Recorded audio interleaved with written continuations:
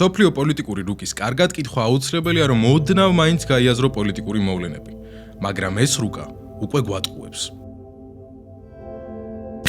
საკმარისია დედამიწას შევხედოთ არქტიკის პრიზმიდან და აღმოჩნდება, რომ ეს ქვეყნები არიან ერთმანეთის მეზობლები და პირობითად აქედან აქ რაიმეს გადატანა ბევრად უფრო მომგებიანია ბუნებრივი ბარიერის, ანუ ყინულის არარსებობის შემთხვევაში, ვიდრე აქედან აქ.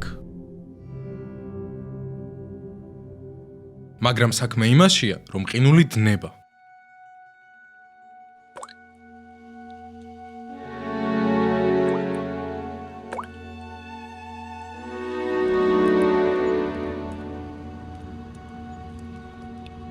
არქტიკა აღარ არის მხოლოდ ყინულით დაფარული ცივი ზღვა. გასულ რამდენიმე ათწლეულში ძალიან ბევრი რამ შეიცვალა. იქ არის მსოფლიოს აქამდე აღმოუჩენელი ბუნებრივი გაზის 30%, ნავთობის 13% და რაც მთავარია, დედამიწის იშვიათი ლითონები. ანუ ის მინერალები, რომლებიც ყვეტენ, ვის ხელში იქნება მომავალი ტექნოლოგიური თუ სამხედრო უპირატესობა და ეს რესურსები ჯამში 10 ტრილიონი დოლარის ღირებულებისაა. განახლებულია რესურსებისთვის ჩვენთვის ნაცნობი რბოლა, ამერიკა რუსეთს შორის, ამჯერად ჩრდილოეთში. აქ რუსეთი თავისი 50-ზე მეტი აღდგენილი სამხედრო ბაზით და ატომური ყინულმჭრელების ფლოტით დომინირებს. ჯამში რუსეთს 54 ყინულმჭრელი ყავს, აქედან 7 ბირთვული, კანადას 20, ამერიკას და ფინეთს 11, დანიას 7, შვედეთს 5, ჩინეთს 3, ნორვეგიას 2, იაპონიას 1, ისლანდიას არ ყავს 0. ჩვეულებრივი ყინულმჭრელი ძირითადად მუშაობს დიზელის ძრავებზე, როგორც დიდი სატვირთო მანქანა ან გემი. შედარებით იაფია მშენებლობა და ექსპლუატაცია. ეფექტურია, როდესაც ახლოს არის საწვავის ბაზებთან, რადგან ხშირად ჭირდება საწვავის შევსება, რაც ზღუდავს მის გადაადგილებას შორ მანძილზე. მისი სიმძლავრე შეზღუდულია, ამიტომ ვერ უმკლავდება ყველაზე სქელ ყინულს. ატომური ყინულმჭრელი მუშაობს ბირთვულ რეაქტორზე, როგორც პატარა ატომური ელექტროსადგური. რეაქტორი ათბობს წყალს, წარმოქმნის ორთქლს, რომელიც აბრუნებს ტურბინებს და გემი მოძრაობაში მოჰყავს. უკიდურესად მძლავრია და შეუძლია თითქმის ნებისმიერი სისქის ყინულის გატეხვა. მას შეუძლია 10 წლის განმავლობაში იმოგზაუროს საწვავის შევსების გარეშე, რაც იდეალურია არქტიკის უწყვეტი და შორეული ოპერაციებისთვის. მას ატომური ამბირთვული იმიტომ ქვია, რომ ძრავას ამოძრავებს ბირთვული რეაქტორი. მარტივად რომ თქვა, ჩვეულებრივი გემი იყენებს ნავთობს ან დიზელს, ატომური ყინულმჭრელი იყენებს ურანს. ერთი თანამედროვე ატომური ყინულმჭრელის დამზადება საშუალოდ 1.2-დან 1.5 მილიარდ ამერიკულ დოლარამდე ჯდება. მშენებლობის პროცესი, როგორც წესი, მოითხოვს დაახლოებით 7-დან 10 წლამდე.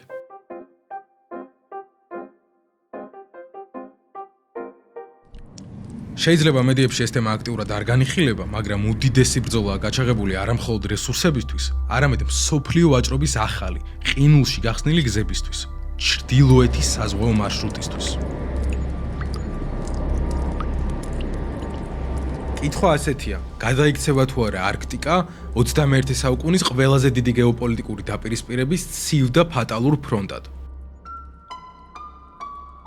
სადაც ამხელა რესურსებია, იქ რა თქმა უნდა დიდი კორპორაციებია.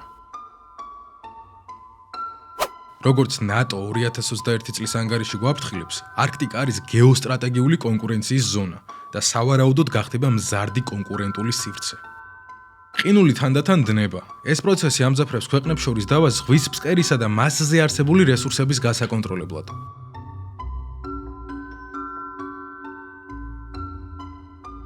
ნატო ხაზს უსვამს, რომ უნდა გაშიფრონ რუსეთის და ჩინეთის სტრატეგიული და ეკონომიკური მიდგომა არქტიკის მიმართ. ნატო კლიმატის ცვლილებას აღიარებს როგორც საფრთხის მულტიპლიკატორს. ეს ნიშნავს, რომ კლიმატის ცვლილება არ არის უშუალო საფრთხე, მაგრამ ამძაფრებს უკვე არსებულ რისკებსა და დაზაბულობას არქტიკის რეგიონში. ამას უპირისპირდება რუსეთის ახალი საზღვაო დოქტრინა. ბრძანებაში, რომელსაც პუტინი აწერს ხელს, თეთრზე შავად წერია, რომ რუსეთი დიდ საზღვაო ძალად უნდა ჩამოყალიბდეს და ყველა საჭირო საშუალებით დაიცვას ეროვნული ინტერესები, რომელთაგან მთავარია არქტიკა.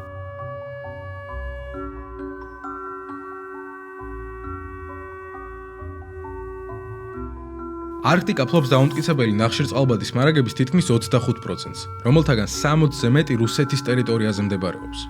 რუსეთის არქტიკული ზონა ასევე მოიცავს ქვეყნის ნახშირის მარაგების თითქმის ნახევარს, 780 მილიარდ ტონას. თუმცა ყველაზე მნიშვნელოვანი რესურსი, რის გამოც ქვეყნები ერთმანეთს დაჭამენ, არის იშვიათი მინერალები. ეს მინერალები აუცილებელია მაღალტექნოლოგიური და სამხედრო მრეწველობისთვის. დაწყებული F-35 გამანადგურებლების ძრავებით, დამთავრებული ელექტრომობილების ბატარეებით. შესაბამისად, ვინც დაეუფლება ამ რესურსებს, მის ხელში აღმოჩნდება მომავალი ინოვაციური ეკონომიკის კონტროლის გასაღები.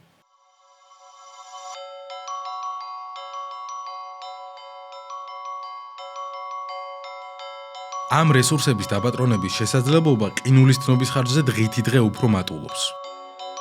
თან არქტიკის გზების გამოყენებით ვაჭრობა უფრო იაფი იქნება და დროსაც დააზოგინებს ქვეყნებს. ჩრდილოეთის საზღვაო გზა, რომელიც გადის რუსეთის არქტიკული სანაპიროს გასწვრივ, აკავშირებს ევროპას და აზიას. დნობის შედეგად ის უფრო და უფრო გამოსადეგი ხდება ტრანსპორტირებისთვის. მაგალითად, შანხაიდან როტერდამამდე საშუალოდ 2 კვირით ნაკლები ჭირდება, ვიდრე სუეცის არხის მარშრუტით, რაც მილიონობით დოლარის დაზოგვას ნიშნავს ქვეყნებისთვის. ამ გზის გამოყენება რეგულირდება რუსეთის კანონმდებლობით, რომელიც უცხოურგემებს ავალდებულებს წინასწარი აღებას და ხშირად რუსული ყინულმჭრელების მომსახურების გამოყენებას.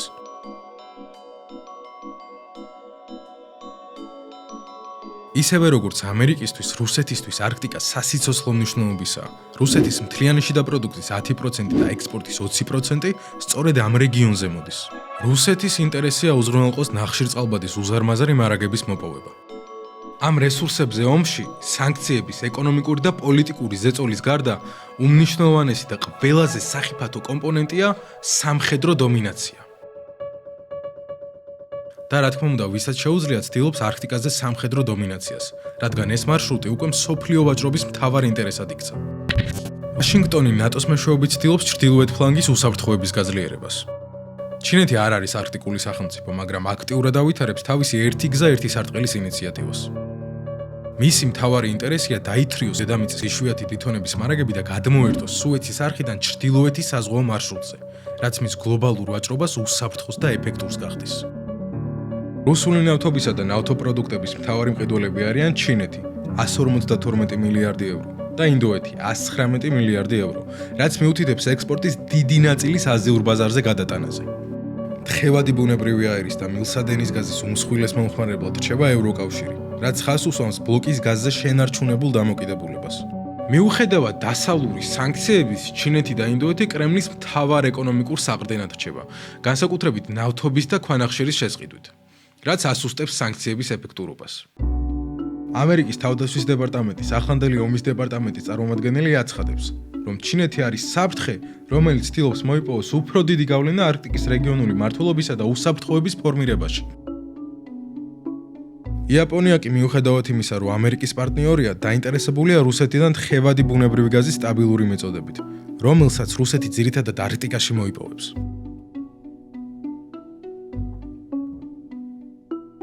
მოკლედ, ერთმანეთს შესაძლოა დაუპირისპირდეს ორი ბლოკი: ამერიკა და ნატო, რუსეთ-ჩინეთის წინააღმდეგ.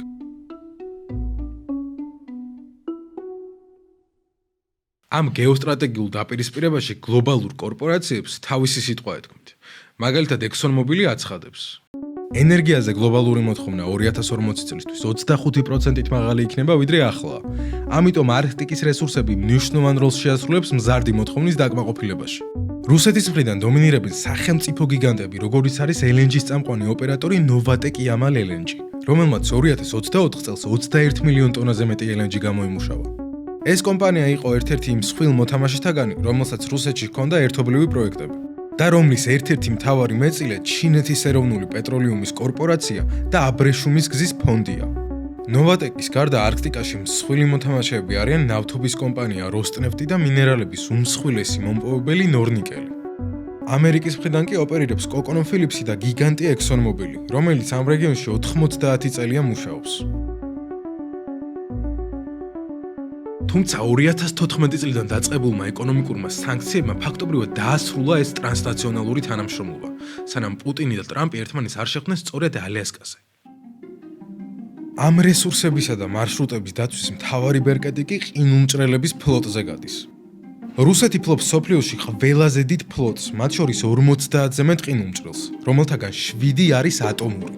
პუტინი, ჩვენ უნდა უზრუნველყოთ ჩრდილოეთის საზღვაო მარშრუტის უსაფრთხოება და მისი გამოყენება მთელი წლის განმავლობაში. ეს ყინულმჭრელები რუსეთს უპირობო უპირატესობას ანიჭებს ჩრდილოეთის საზღვაო მარშრუტზე ნავიგაციაში. აღდგენილი ბაზების რაოდენობა 50-ს აღემატება და ეს ბაზები ძირითადად განკუთვნილია საჰაერო თავდაცვის სისტემების, შორმანძილზე მოქმედი რადარების და სამხედრო პერსონალის განსათავსებლად. საპასუხო დასავლეთი ცდილობს ჩამორჩენის დაძლევას. ამერიკის ყინულმჭრელების ფლოტი რუსეთთან შედარებით ნაკლებია, რაც ქვეყნის უსაფრთხოებას ასუსტებს. ამერიკას ამჟამად 10 მოქმედი ყინულმჭრელი ყავს, რომელთაგან მხოლოდ ერთი Polar Star-ი არის მძიმე კლასის. ასეთი გემის შექმნა დიდ ფინანსურ ხარჯებთან და მრავალწლიან სამშენებლო პროცესთან არის დაკავშირებული, რაც სწრაფ რეაგირებას შეუძლებელს ხდის. სამაგიეროდ ნატოს წევრი სხვა ქვეყნები აძლიერებენ თავდაცვით პოზიციებს. მაგალითად, ფინეთი, რომელიც ახლახან შეუერთდა ნატოს, ფლობს უახლესი თაობის ყინულმჭრელებს. ხოლო დანიამ, რომელიც სტრატეგიულ გრენლანდიას აკონტროლებს, გაზარდა სამხედრო ხარჯები 4.4 მილიარდი დოლარით და შეიძინა F-35 გამანადგურებლები რუსული აქტივობის საპასუხოდ. ნორვეგიამ რუსეთ-უკრაინის ომის დაწყების შემდეგ გაზარდა ნატოსთან ერთობლივი არაგეგმიური სამხედრო წვრთნები, რაც რუსული აგრესიის გაზრდილი შეშფოთებით ახსნა. ამ მოქმედებებმა რეგიონში სამხედრო დაძაბულობა კიდევ უფრო გაამწვავა. ამ ყველაფრის ფონზე არქტიკის საბჭო, ანუ რეგიონის მართვის მთავარი ორგანო, რომელიც 96 წელს შეიქმნა ოტავას დეკლარაციით, დაიშალა. არქტიკის საბჭოს წევრი ქვეყნები არიან არქტიკის 8-იანი. ანუ კანადა, დანია, ფინეთი, ისლანდია, ნორვეგია, რუსეთი, შვედეთი და ამერიკა. საბჭოს თავმჯდომარეობა ხორციელდება როტაციული პრინციპით, ორწლიანი ვადით. რუსეთის თავმჯდომარეობა უწევდა 2021-23 წლებში, თუმცა უკრაინაში შეჭრის გამო 2022 წლის მარტში არქტიკის 8-იანმა მასთან თანამშრომლობა შეაჩერა. მიუხედავად იმისა, რომ რუსეთი ფორმალურად თავმჯდომარე იყო 2023 წლამდე, ფაქტობრივად ამ პერიოდში საბჭოს საქმიანობა გაჩერებული იყო. 2023 წლის მაისში თავმჯდომარეობა ნორვეგიას გადაეცა. ნორვეგიის შემდეგ 2025-27 წლებში თავმჯდომარეობა წესით ფინეთს უნდა გადაეცეს, მაგრამ გეოპოლიტიკური დაძაბულობის გამო საბჭოს მომავალი ბუნდოვანი რჩება. მიუხედავად რეგიონული მმართველობის ჩამოშლის, სამომავლო დაპირისპირების კონტურები იკვეთება დიპლომატიურ არხებშიც. ლავროვმა განაცხადა, რომ პუტინი ალიასკაში ამერიკის წარმომადგენელ უიტკოფის წინადადებაზე საპასუხოდ გაემგზავრა. Стивена Уиткофа, президент об этом сказал. პუტინის გზავნილი იყო, რომ რუსეთი იღებს წინადადებას და სთავაზობს მის განხორციელების კონკრეტულ გზას. Это, конечно, попытка оказать давление. რუსეთი კვლაველოდება ამერიკის პასუხს.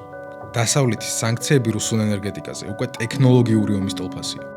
ამერიკის სანქციები როსნებსა და ლუკოილზე წყვეტს წვდომას კრიტიკულ დასალურ ტექნოლოგიებზე, ძირითადად სენსორებსა და მართვის სისტემებზე, რამაც წესით გრძელვადიან პერსპექტივაში უნდა გამოიწვიოს რუსეთის ნავთობის წარმოების შემცირება და ეკონომიკის ძირითადი წყაროს შესუსტება.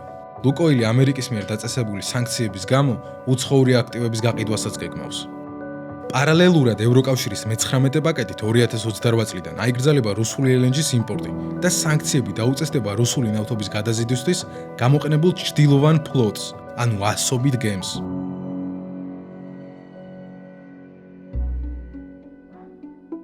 მიუხედავად იმისა, რომ ეს ნაბიჯები გლობალურად ზრდის ენერგეტიკულ ფასებს, რაც ევროპაში ინფლაციას იწვევს, ევროპას აიძულებს დააჩქაროს ეკონომიკური დივერსიფიკაცია და გრძელვადიანად შეამციროს რუსეთზე დამოკიდებულება. თუმცა ევროპული ქვეყნები 2028 წლამდე ახანგრძლივებენ რუსული გაზის შესყიდვას.